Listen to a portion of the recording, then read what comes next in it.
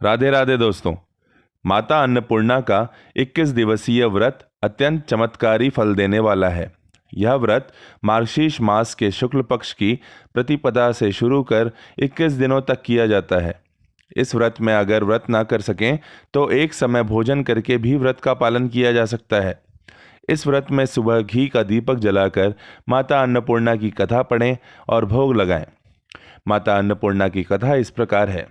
एक समय की बात है, काशी निवासी धनंजय की पत्नी का नाम सुलक्षणा था। उसे अन्य सब सुख प्राप्त थे, केवल निर्धनता ही उसके दुख का कारण थी। यह दुख उसे हर समय सताता था। एक दिन सुलक्षणा पति से बोली, स्वामी आप कुछ उद्यम करो तो काम चले। इस प्रकार कब तक काम चलेगा? सुलक्षणा की बात धनंजय के मन में बैठ गई और वह उस दिन विश्वनाथ शंकर जी को प्रसन्न करने के लिए बैठ गया और कहने लगा कि हे देवादिदेव विश्वेश्वर, मुझे पूजा पाठ कुछ आता नहीं है, केवल तुम्हारे भरोसे बैठा हूँ। इतनी विनती करके वह 2-3 दिन भूखा प्यासा बैठा रहा। यह देखकर भगवान शंकर ने उसके कान में अन्नपूर्णा अन्नपूर्णा अन्नपूर्णा इस प्रकार 3 बार कहा। यह कौन क्या कह गया? इसी सोच में धनंजय पड़ गया कि मंदिर से आते ब्राह्मणों को देखकर पूछने लगा, पंडित जी अन्नपूर्णा कौन है? ब्राह्मणों ने कहा, तू अन्न छोड़ बैठा है सो तुझे अन्न की ही बात सूझती है। जा घर जाकर अन्न ग्रहण कर। धनंजय घर गया, स्त्री से सारी बात कही। वह बोली, नाथ चिंता मत करो, स्वयं शंकर जी ने यह मंत्र दिया है, वे स्वयं ही खुलासा करेंगे।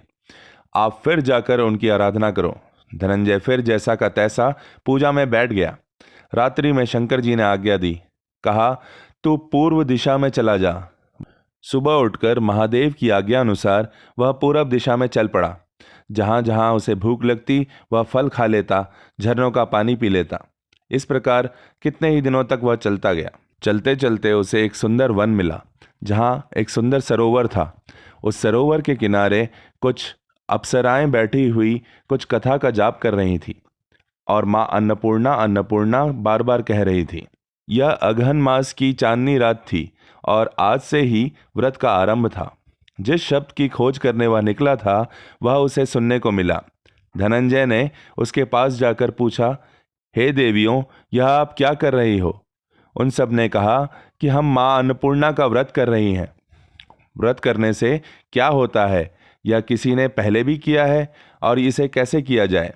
इस व्रत की क्या विधि है, ये मुझसे कहो। वे कहने लगी, इस व्रत को सब कोई कर सकते हैं। 21 दिन तक के लिए 21 गांठ का सूत लेना चाहिए। 21 दिन यदि न बने तो एक दिन उपवास करें। यह भी न बने तो केवल कथा सुनकर प्रसाद लें। निराहार रहकर कथा कहें। कथा सुनने वाला कोई न मिले तो पीपल के पत्तों को रखकर, सुपारी या घृत कुमारी वृक्ष को सामने रखकर, दीपक को साक्षी कर, सूर्य, गाय, तुलसी या महादेव को बिना कथा सुनाए मुख में दाना न डालें। यदि भूल से कुछ पड़ जाए तो एक दिवस फिर उपवास करें। व्रत के दिन क्रोध न करें और झूठ न बोलें। धनंजय बोला, इस व्रत के करने से क्या होगा? वे कहने लगी, इसके करने से अंधों को नेत्र मिलेंगे, लूलों को हाथ मिलेंगे, निर्धन के घर धन आएगा, बांझी को संतान मिलेगा, मूर्खों को विद्या आए। जो जिस कामना से व्रत करे माँ उसकी इच्छा पूरी करती है। वह कहने लगा, बहनों मेरे पास भी धन नहीं है, विद्या नहीं है, कुछ भी तो नहीं है। मैं तो दुखिया ब्राह्मण हूँ, मुझे इस व्रत का सूत दोगी? हाँ भाई, तेरा कल्याण हो, ले इस व्रत का मंगलसूत्र ले। धनंजय ने उनके कहे अनुसार व्रत किया। व्रत पूरा हुआ तभी सरोवर में से 21 खंड की सुवर्ण सीढ़ी हीरा मोती जड़ी हुई प्रकट हुई।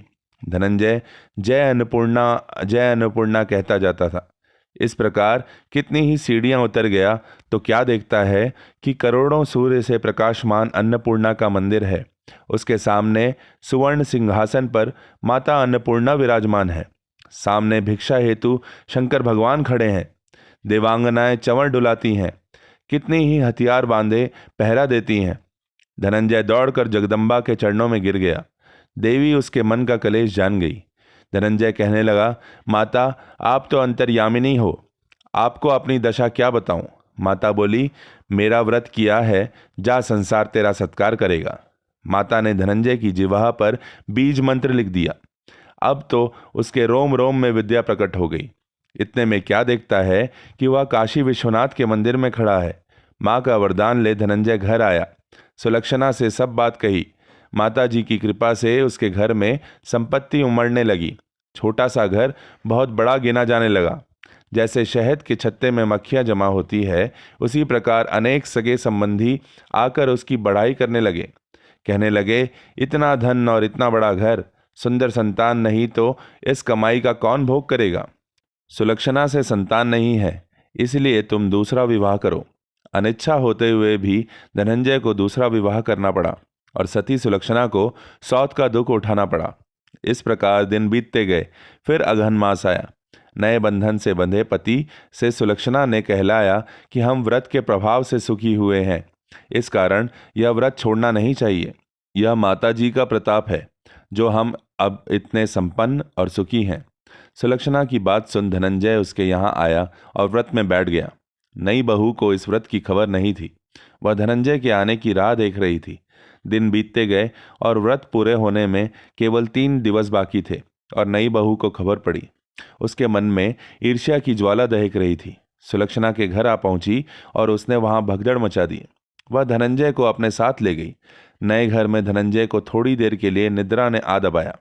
इसी समय नई बहू ने उसका व्रत का सूत तोड़कर आग में फेंक दिया। अब तो माता जी का कोप जाग गया। घर में अकस्मात आग लग गई। सब कुछ जलकर खाक हो गया। सुलक्षणा जान गई और पति को फिर अपने घर ले गई। नई बहू रूठ कर पिता के घर जा पहुंची। पति को परमेश्वर मानने वाली सुलक्षणा बोली, नाथ, घबराना नहीं, माता जी की कृपा अलौकिक है। पुत्र कुपुत्र हो जाता है पर माता कुमाता नहीं होती। अब आप श्रद्धा और भक्ति से आराधना शुरू करो, वे जरूर हमारा कल्याण करेंगी। धनंजय फिर माता के पीछे पड़ गया। फिर वही सरोवर सीढ़ी प्रकट हुई। उसमें माँ अन्नपूर्णा कहकर वहां उतर गया। वहां जाकर माता जी के चरणों में रुदन करने लगा। माता प्रसन्न होकर बोली, यह मेरी स्वर्ण की मूर्ति ले जा, उसकी पूजा करना तो फिर सुखी हो जाएगा। जा, तुझे मेरा आशीर्वाद है। तेरी स्त्री सुलक्षणा ने श्रद्धा से मेरा व्रत किया है, उसे मैंने पुत्र दिया है। धनंजय ने आंखें खोली तो खुद को काशी विश्वनाथ के मंदिर में खड़ा पाया। वहां से फिर उसी प्रकार घर को आया। इधर सुलक्षणा के दिन चढ़े और महीने पूरे होते ही पुत्र का जन्म हुआ। गांव में आश्चर्य की लहर दौड़ गई। इस प्रकार उसी गांव के निसंतान सेठ के पुत्र होने पर उसने माता अन्नपूर्णा का मंदिर बनवा दिया। उसमें माता जी धूमधाम से पधारी, यज्ञ किया और धनंजय को मंदिर का आचार्य का पद दे दिया। जीविका के लिए मंदिर की दक्षिणा और रहने के लिए बड़ा सुंदर सा भवन दिया। धनंजय स्त्री पुत्र सहित वहां रहने लगा। माता जी की चढ़ावे से भरपूर आमदनी होने लगी। उधर नई बहू के पिता के घर डाका पड़ा, सब लुट गया। वे भीख मांग मांग कर पेट भरने लगे। सुलक्षणा ने यह सुना तो उन्हें बुला भेजा, अलग घर में रख लिया और उनके अन्न वस्त्र का प्रबंध कर दिया। धनंजय, सुलक्षणा और उसका पुत्र माता जी की कृपा से आनंद से रहने लगे। माता जी ने जैसे इनके भंडार भरे वैसे सबके भंडार भरे। आशा है माता अन्नपूर्णा जी की यह कथा आपको पसंद आई होगी। आगे भी और अन्य जानकारी के लिए हमसे जुड़े रहिए और कहते रहिए, राधे राधे।